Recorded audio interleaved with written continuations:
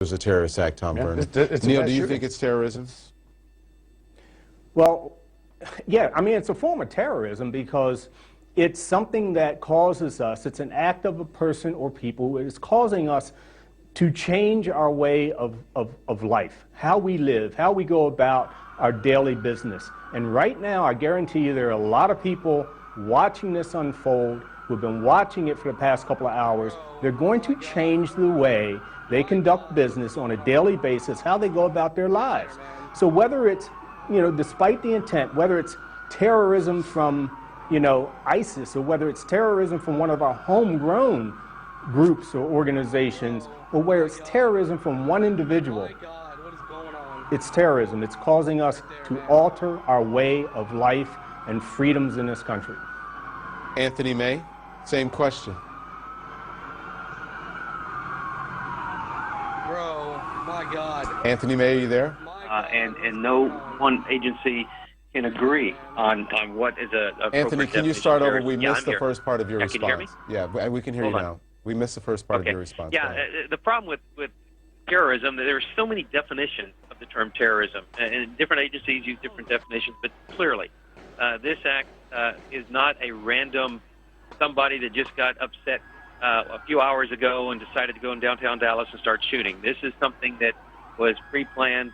Equipment was purchased for this, and they went out to create as much, we'll just use the term terror, as they can.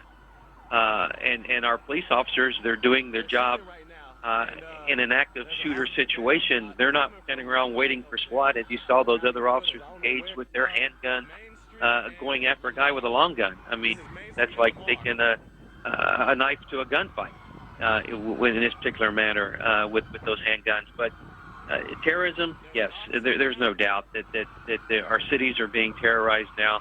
And what people need to understand, not all terrorism comes from the Arab nations or ISIS or Al-Qaeda or Boko Haram or any of those. We have a lot of terrorist groups that are active in the United States that have the ability to do what is happening here tonight in Dallas. I have some new information to report as we continue to watch the situation unfolding in Dallas in this new video that, two different videos that have come into CNN. So the FBI and local authorities responded, and this is according to our justice correspondent, Evan Perez. The FBI and local authorities responded to a possible hostage situation at the El Centro Community College in Dallas. That's according to a law enforcement official. The FBI responded at the request of Dallas police. Police have cleared the Omni Hotel. There are reports that there was a gunman holdup, but that appears not to be true.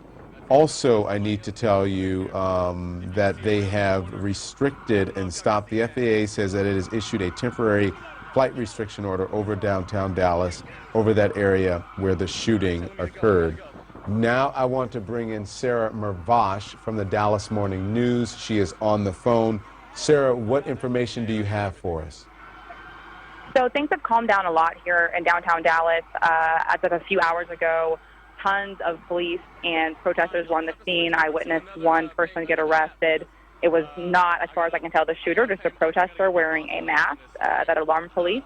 But things have calmed down significantly. There's still one, as far as I can see, at least one officer in the parking garage where the alleged suspects were shooting from.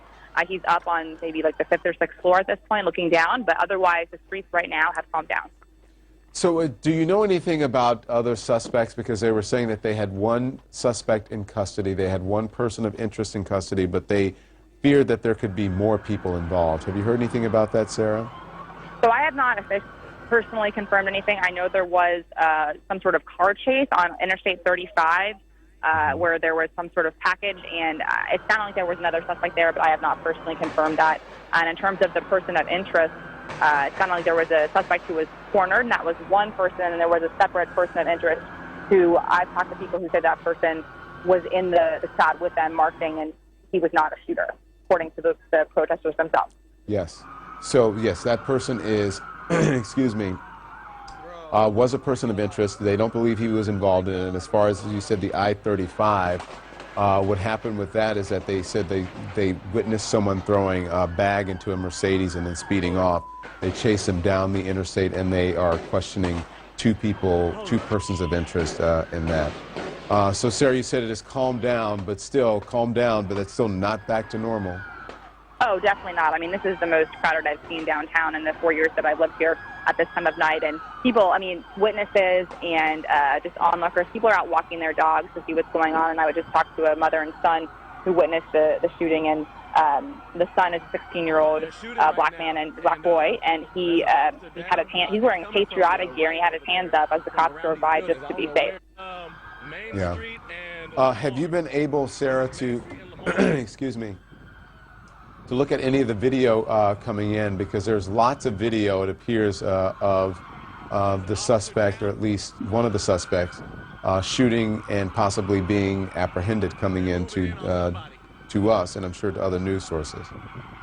So as I am on the scene, I don't have the same access as you do. I interviewed one of the marchers who took a Facebook Live video of the shooting itself, and I have seen that. Michael Kevin? But I have not.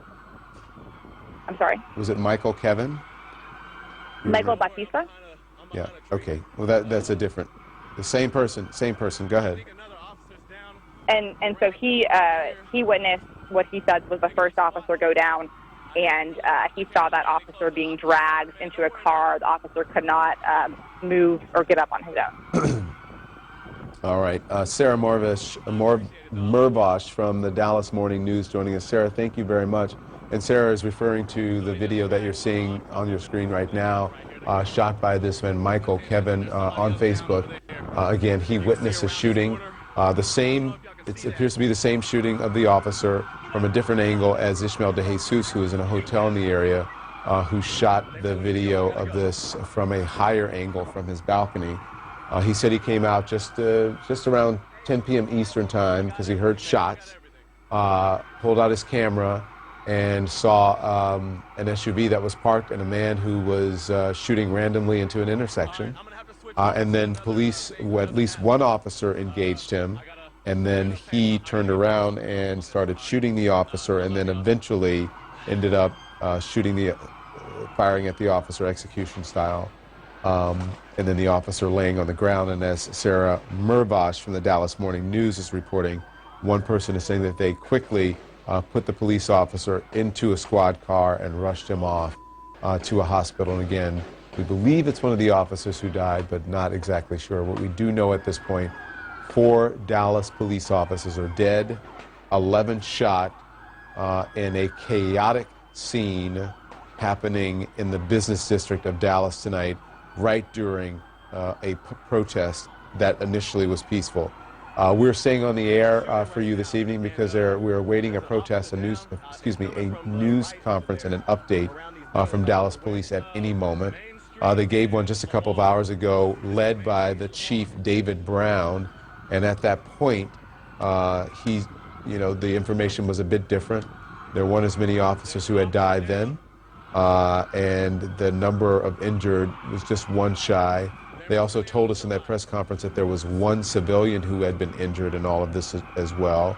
There were several officers who were still being treated and still in critical condition, but hopefully the number of injured and killed will not go up this evening. And as I want to say as often and as vehemently as possible, that our thoughts and prayers go out to the officers and their families and their colleagues and friends involved in all of this. Police officers around the country are watching this and are saddened by it and are also frightened. As some of our guests have pointed out this evening, that we are now living in a culture of fear of police officers who are being shot by citizens, and a culture of fear from citizens who are in fear of being shot by police officers, and also people who are in fear of walking down their own streets, becoming victims of random violence as well. Charles Blow is here with me, CNN political commentator and op-ed columnist. Neil Franklin, a retired Maryland State police officer. Police Major is here. Tom Burney is a retired New York City police detective. And Ariva Martin is the attorney.